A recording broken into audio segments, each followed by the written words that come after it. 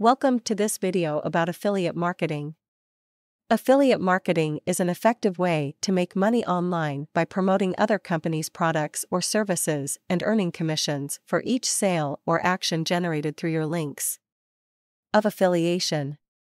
The first step in getting started with affiliate marketing is to get listed on an affiliate network.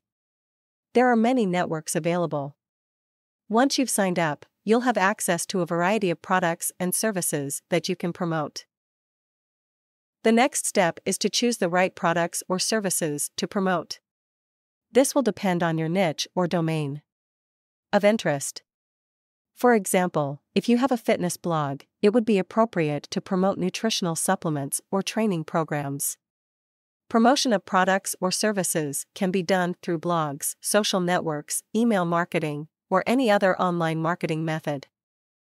It is important to create quality content and use your links.